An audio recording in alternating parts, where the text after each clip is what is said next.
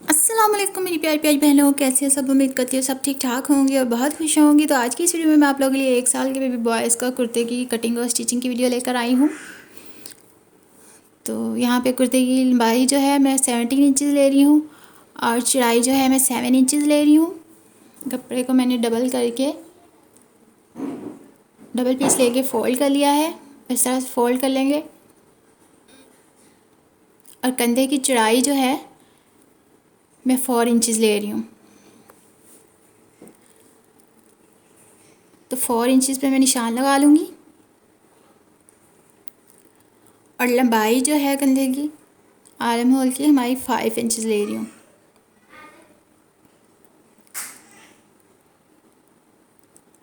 तो इस तरह से दोनों साइडों पे लाइन ड्रॉ करेंगे।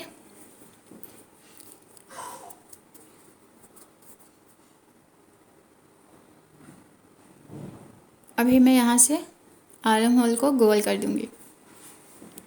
आप चाहे तो इस तरह का ढक्कन या कोई भी गुलाई वाली चीज़ लेके उससे भी कर सकते हैं, बहुत आसानी होगी आप लोगों को। तो यहाँ पे नेक की चौड़ाई जो है मैं 2 इंचज़ ले रही हूँ और लंबाई जो है मैं 3 इंचज़ ले रही हूँ। तो गले की अभी मैंने कटिंग नहीं करनी है क्योंकि गला मैंने पेस्टिंग पेपर के ऊपर बनाना है लूप्स और बटन के साथ, बटन पट्टी नहीं लगानी है। तो आप गले की कटिंग जो है बाद में कीजिएगा। आर्म होल की कटिंग कर लेंगे हम।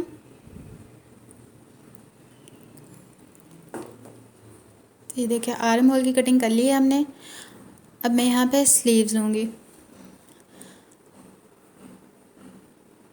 तो स्लीव्स की चौड़ाई मैं यहाँ पे 12 इंचज़ ले रही हूँ और लंबाई जो है मैं 8 इंचज़ ले रही हूँ।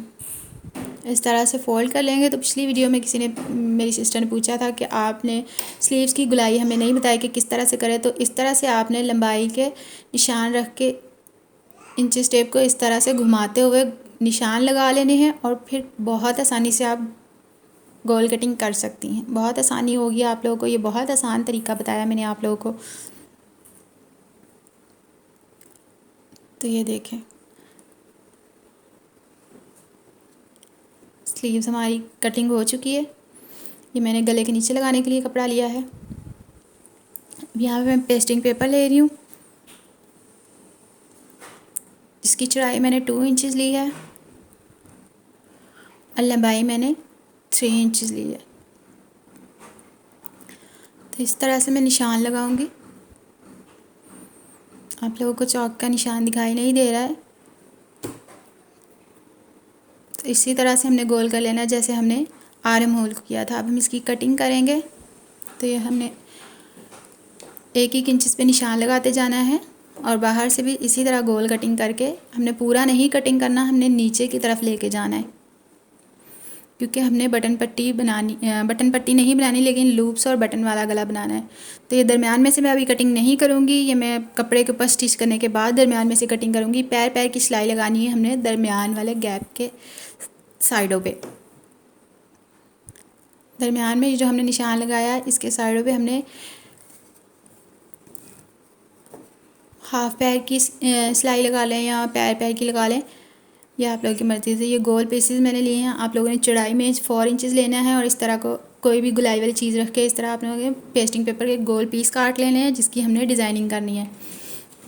तो ये हम कुर्ते के ऊपर जो है नेक और ये दोनों पीसेस जो हैं आयरन कर लेंगे।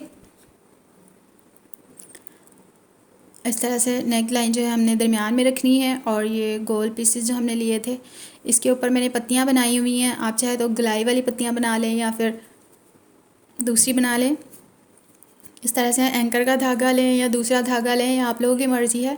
तो इस तरह से ये हमने डिज़ाइनिंग बनाई थी। मैं दूसरे वाला डिज़ाइन बनाऊंगी, एक मैंने आप लोगों को दिखा दिया है। तो इसी तरह पेंसिल से आपने अपने हिसाब से हिसाब से डिज़ाइनिंग कर लेनी है, चाहे गोल पत्तियों वाली चाहे इस तरह की पत्तियों वाली।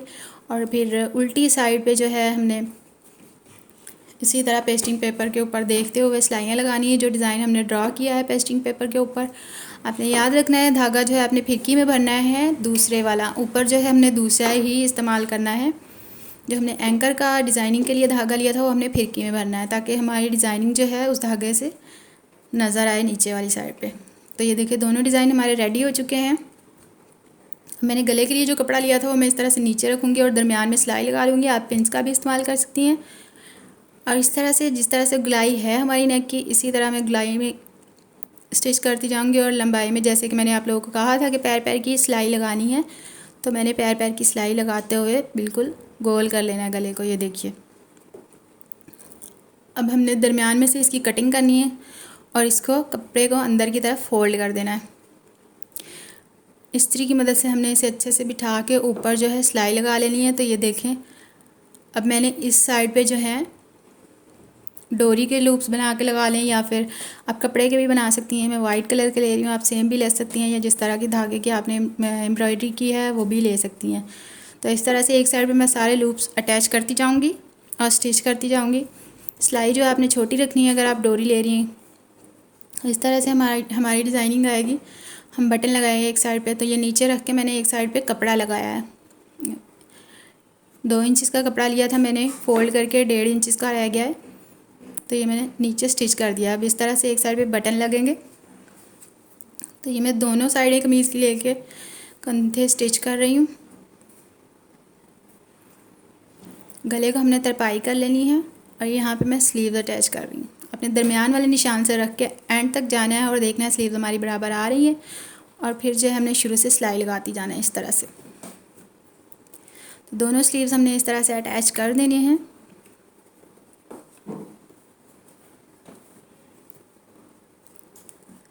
तो स्लीव्स की लंबाई जो है मैंने आड़े रुख की ली थी, अरेब ली थी, क्योंकि आगे से मैंने फ़ोल्ड नहीं करनी थी स्लीव्स।